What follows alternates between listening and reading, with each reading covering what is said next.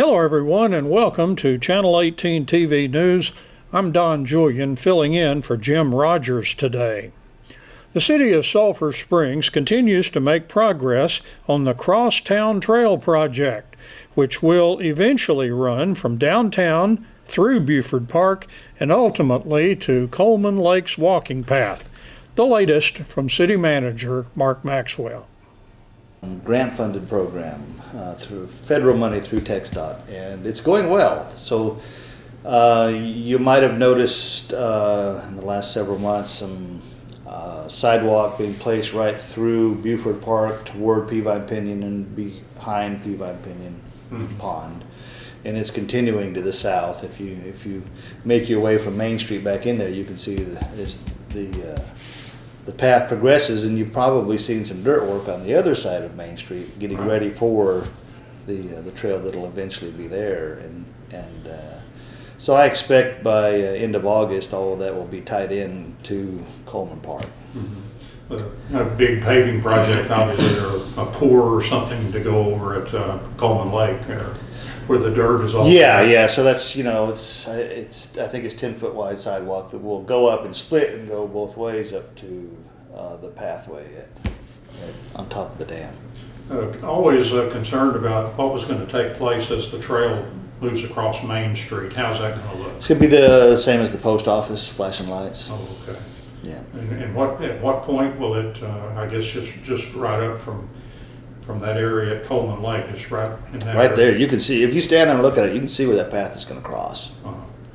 So it's progressing like you would like to see it. Yeah, it's progressing well. Of course, when that's done, that's just half the project. The other half is sidewalk all the way down Connolly Street, and it'll be a while before we start that because we have utilities in Connolly Street that we know we're going to replace, and we don't want to replace them after we put the sidewalk in. We want to do it first. So we're going to go do water and sewer down Connolly Street, and then the sidewalk, and then we'll rebuild the street in its entirety. If people have seen the work around Buford Park, it's very, very nice the way it's been done. You know, it's kind of that same theme, I guess, of the downtown streets and everything. Mm-hmm. Oh yeah, our capital improvement, capital construction division, they do great work. And basically, is it 100% grant funded? No, so the whole project is $831,000, and $166,000 of it is local match, and 600 and change is grant funded. All right. So it's a good chunk of it.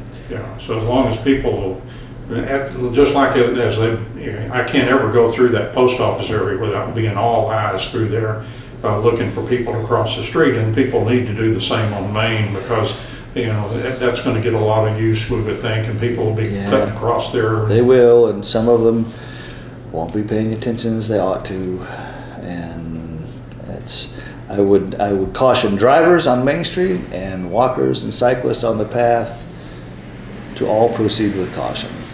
And that path crosses the railroad tracks as well. Oh, okay. Yeah, that's also deserves caution. Yeah.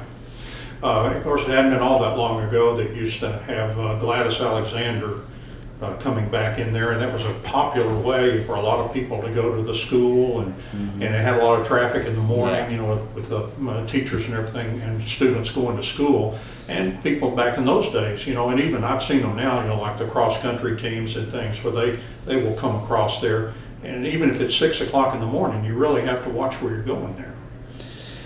And we held off on officially closing Gladys Alexander for the Kansas City Southern's purposes, and so we could get some authorization to cross with this path where we're crossing now.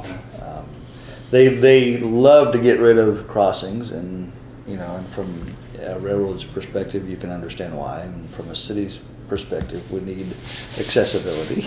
So those the purposes are often at odds, although we get along well enough with KCS and then with us, and we negotiate. Well, it'll be obviously, and I know you can't wait to, the project is complete. It's always wonderful to have the unveiling of these things, and it's just another really, really super thing for the city.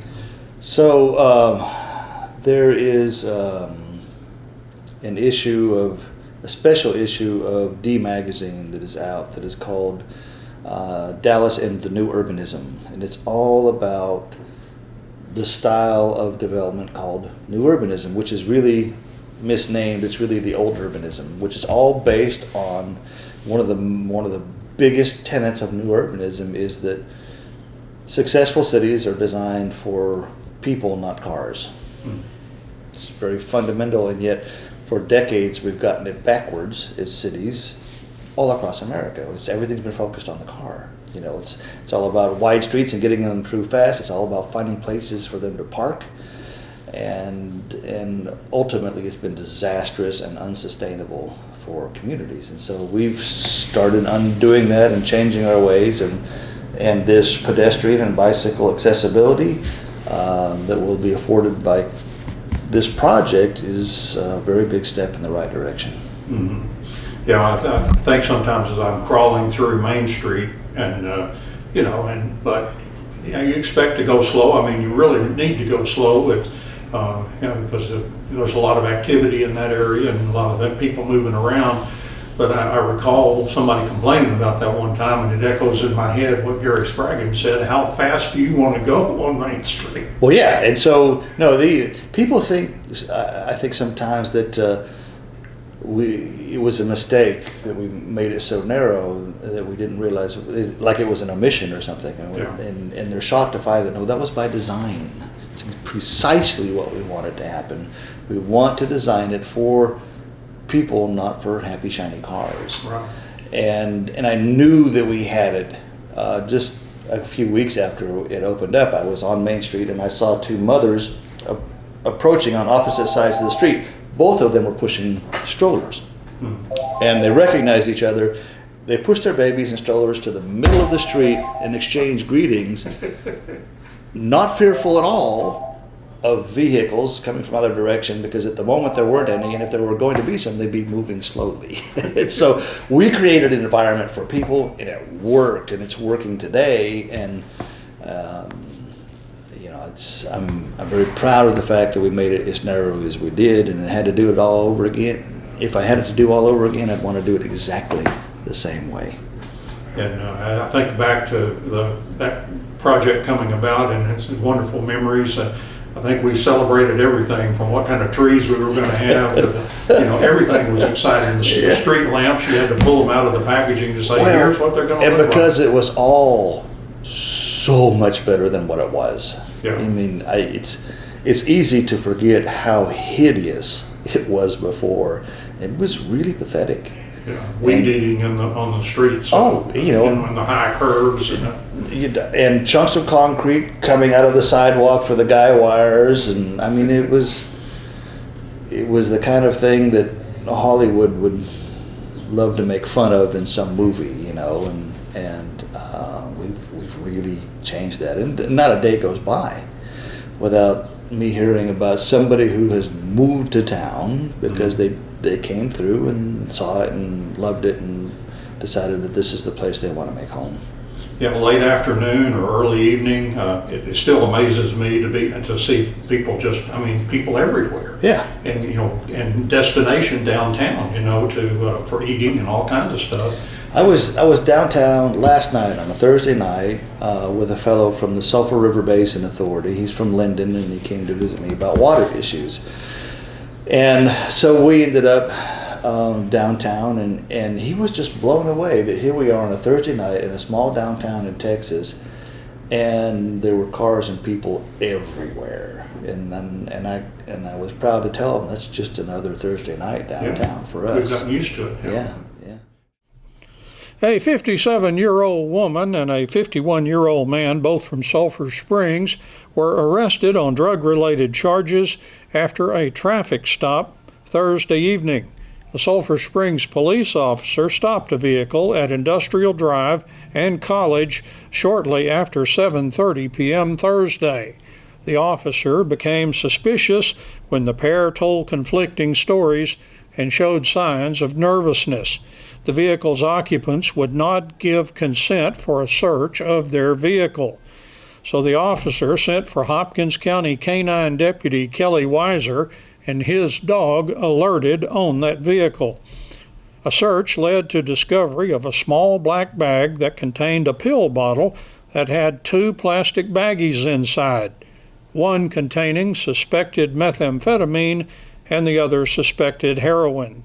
Linda Vienne Trussell and Anthony Glenn Ch.18 have been charged with possession of a controlled substance over 4 grams before Justice of the Peace Brad Cummings, who set bond for each at $25,000. A Sulphur Springs man was arrested Thursday afternoon after police officers and members of the Special Crimes Unit discovered him in his front yard with an AK-47 rifle and a pistol, reportedly yelling and screaming. The incident occurred just before 1:30 p.m. Thursday in the 1200 block of Rock Creek Road. Officers ordered the man to get on the ground, and he complied. They removed the rifle, a Colt .45 pistol, and ammunition. The man told police that he was having a disagreement with his neighbors. According to the police arrest report, the man admitted being under the influence of Adderall and methamphetamine. 41-year-old Matthew Levon Payne has been charged with terroristic threat causing fear of serious bodily injury. Justice of the Peace Brad Cummings set bond for Payne at $100,000. Meeting Thursday, the Hopkins County Commissioners Court opened bids for 2 county roofing projects. One is for the Civic Center Arena, and the second is for the county annex on Main Street that currently houses the District Attorney's Office and the District Clerk's Office. Friday morning, Precinct 4 County Commissioner Danny Evans said the court would consider awarding the bids at the Commissioners Court's regular meeting on Monday morning. 2 Sulphur Springs female track athletes recently qualified for a state competition at a regional event held in Greenville. 17-year-old Sadavia Porter, representing the M&M Track Club of Greenville and Garland, and 13-year-old Jaden Holly of the Garland Track Club will be going to the Games of Texas event at College Station, which will be held July 26th through the 29th.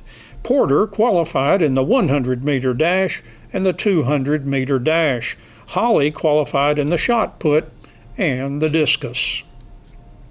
The Edge Conditioning Program will be wrapping up its 6-week run with 4 sessions next week. The Edge began back on June 11th and went Monday through Thursday for 3 weeks before a week off during the week that included the 4th of July holiday. The Edge resumed July 9th. This year, the Edge is being presented by Michael Johnson Performance. Participants have been divided into 4 different groups. One session is for boys entering the 10th through the 12th grades. Another is for female athletes. A third session is for 9th graders. And a 4th group is for 7th and 8th grade athletes. Each group is given drills with their needs in mind. Well, that's Channel 18 TV News. I'm Don Julian, filling in for Jim Rogers today. Thank you for watching, and so long, everybody.